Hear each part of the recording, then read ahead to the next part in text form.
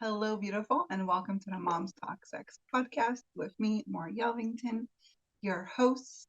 I'm so excited and honored that you're here, and I'm very excited for this conversation today. I have the beautiful Vivi here with me today. Hey, Vivi. Hi, How are it's you a doing? pleasure to be here. Thank you for being here. I'm excited for our conversation. Me Um, too.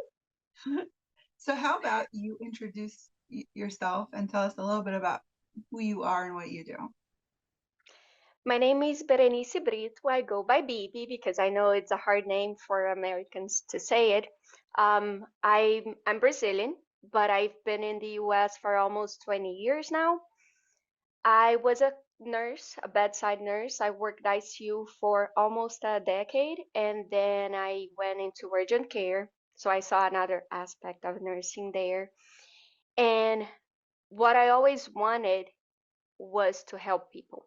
I've always had that inside of me, and it's who I always been. And I realized that with nursing at bedside, I couldn't affect people as powerfully as I wanted to. So I got into coaching and I've taken many classes and I've achieved a few masters, and now I have many modalities to really help people to propel themselves forward by letting go of the past history that is dragging them down. I love that. So, maybe you can tell us a little bit of how you got to this place, right? What was your personal journey? How did you get to this place?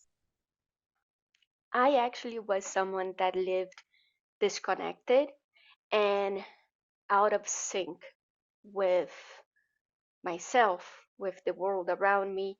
I've always loved reading, and I think reading is amazing, but it got to a point that that was all I wanted to do. I didn't want to be here, living my reality, experiencing the world around me.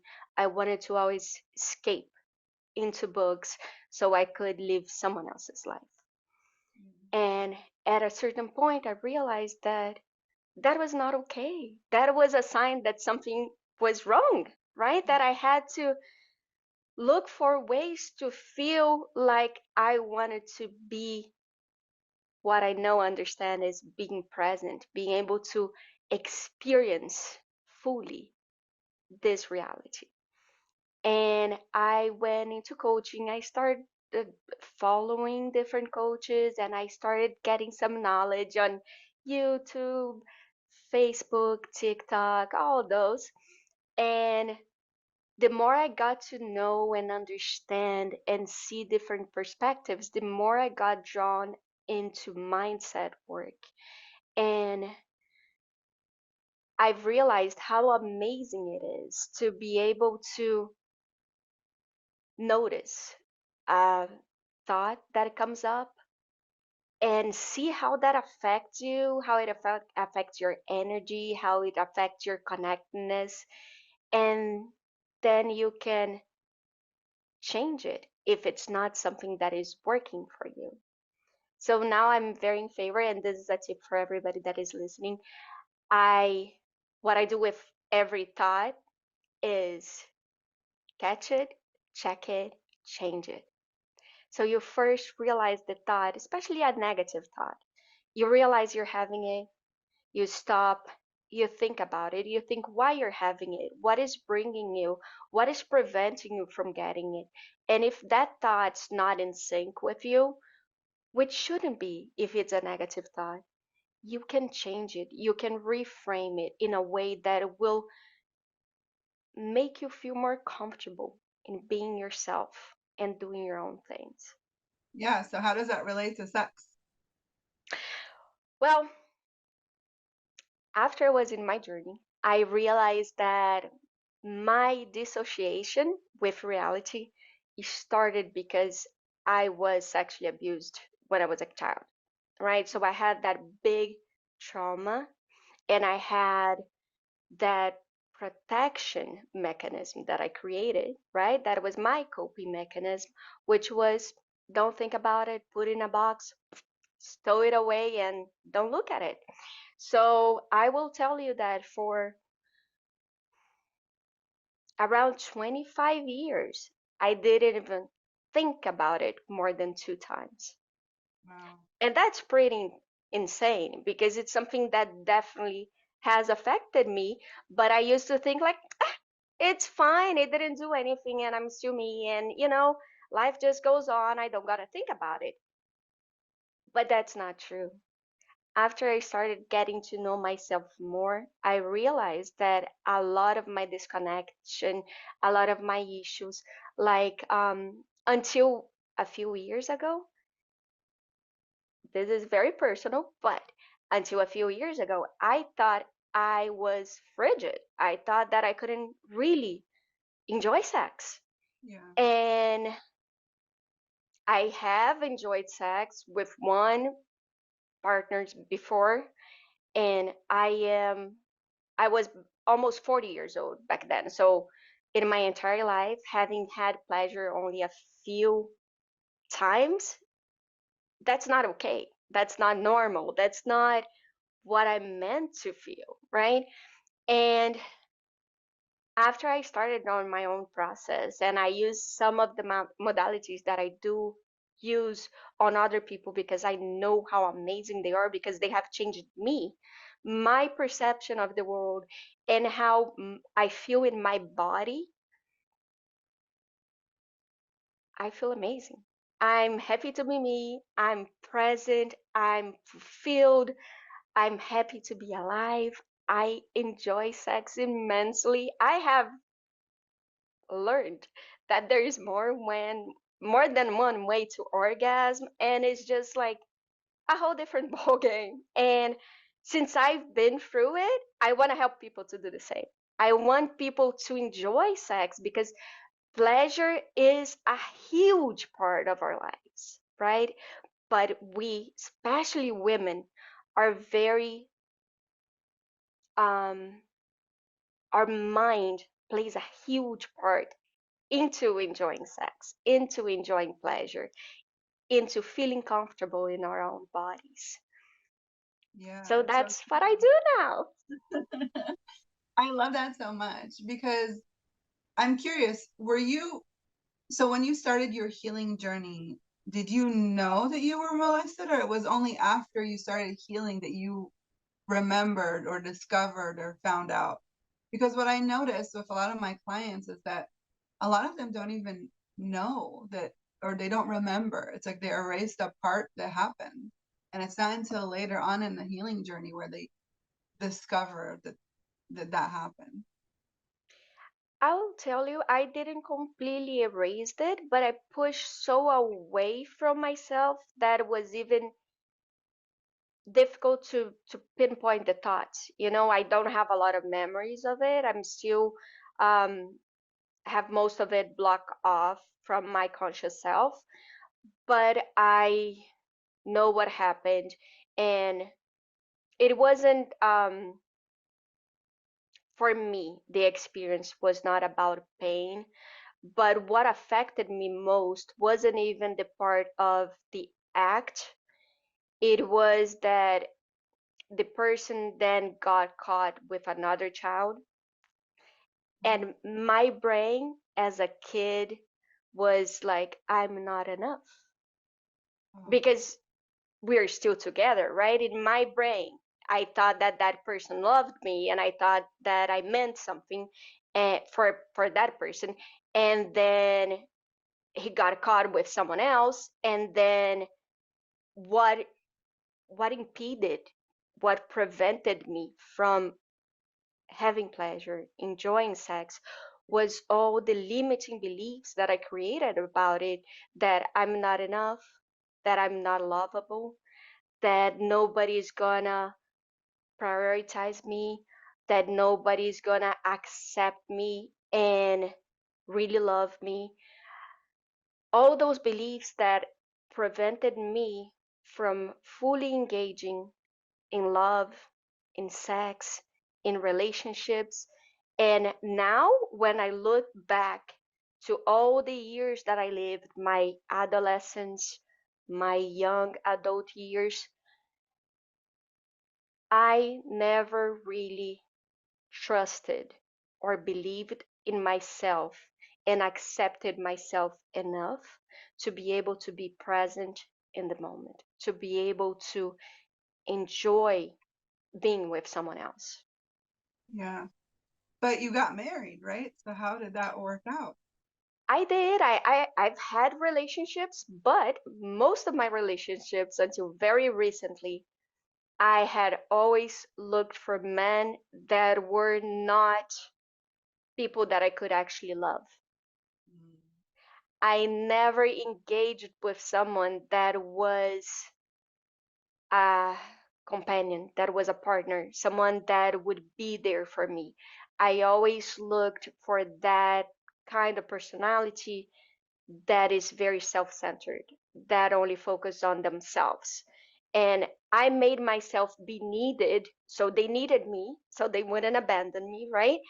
I Right. made myself be needed, and then they became dependent on me, and that's also not a healthy dynamics.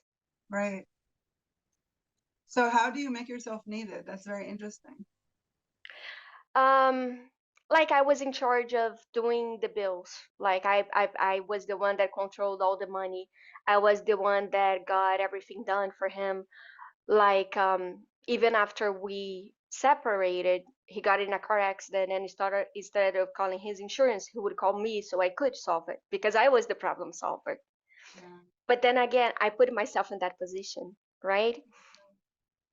It's amazing how we overcompensate and we find ourselves, overcompensating by putting ourselves in these different positions instead of choosing to work on what's really going on and what's really stopping us. So it's just, thank you for Exactly. sharing that and being vulnerable because I feel like it really sheds light when you listen to it from somebody else's perspective. Like, oh, I do that. Oh, maybe I did that. Or right. And so, okay, so what would you tell our listeners that maybe are in your shoes and maybe they, are not having a great sex life or they're overcompensating by being really, really needed outside so they don't have to be needed in bed, right?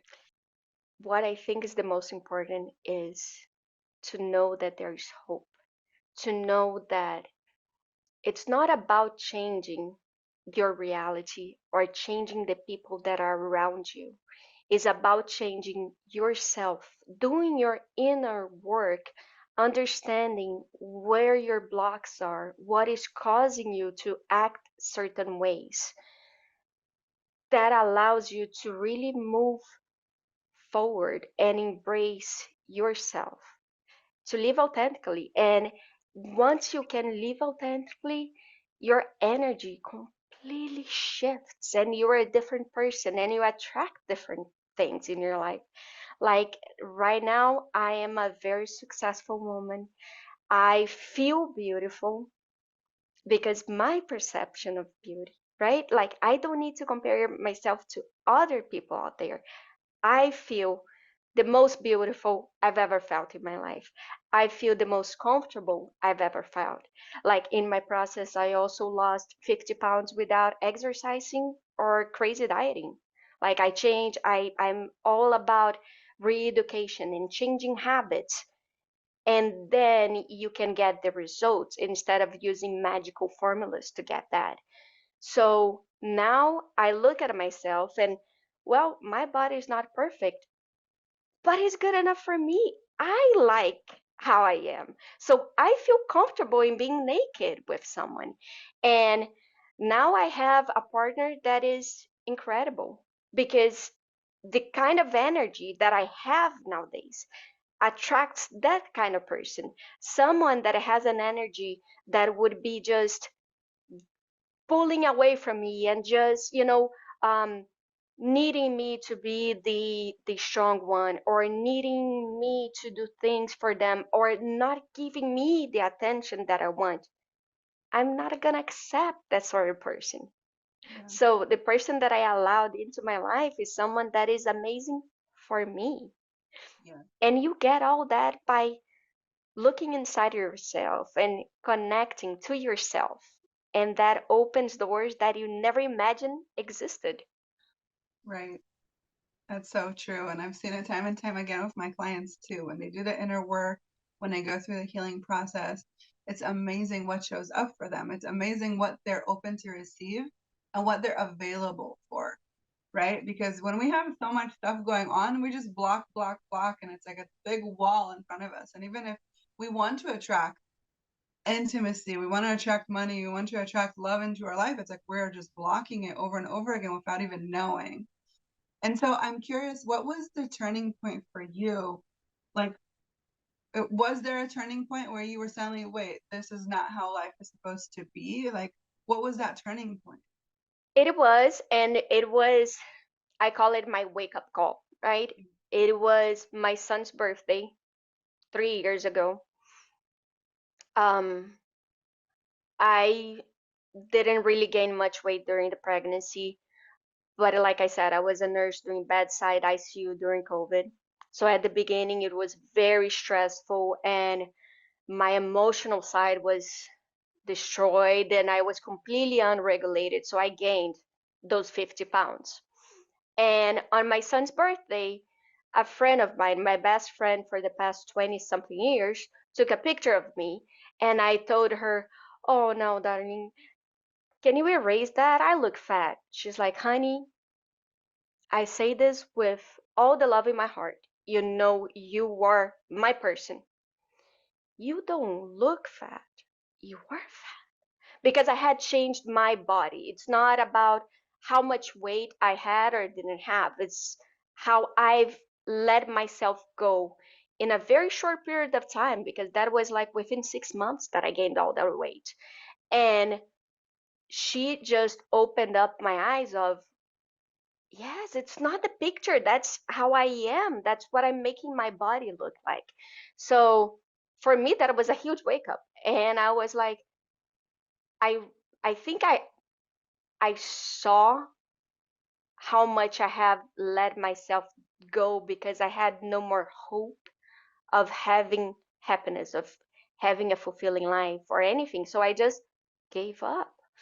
And that is not who I was. It's not aligned with me. So that was my wake up call. And after that is when I started really looking into coaching and learning meditation and learning things that could help me to be more present and be more attached and more present with myself. I love that so much. And thank you for sharing that because I feel it brings light, right? What was when you share your wake up call, it's like, oh, maybe I also need to look at this and get it, pay attention to that. So if our listeners want to find you, hear more about you, connect more to you, how can they do that? I'm known as BB Wellness Weaver. So if you're looking at me on TikTok, Facebook, Instagram, it is BB underscore wellness underscore Weaver. I'm also on YouTube. You can check me out there. My website is www.followyourpathcoaching.com, because I don't believe there is a magical formula. I believe each one of us have our own path, and I'm here to help light the way on your path, not make you choose my path. Yeah, I love that. Thank you so much for being here with me and spending this time. I think it was very heartfelt and connected and eye-opening. So I really appreciate it. Thank you. Thank you for having me here. I think it's amazing to have this podcast, to have the conversation, right? Because I believe that sex and sexual traumas and all that, we tend to hide it under the rug. And when things are under the rug, they are in darkness. You cannot heal what is in the dark. You need to bring up light. You need to have conversations about it. Yeah. And that's amazing. Thank you Thank you for so doing much. this. And that's the goal. Thank you. And thank you guys for tuning in and listening. And I hope you tune in again next week. Bye, guys. It's been a pleasure. Bye.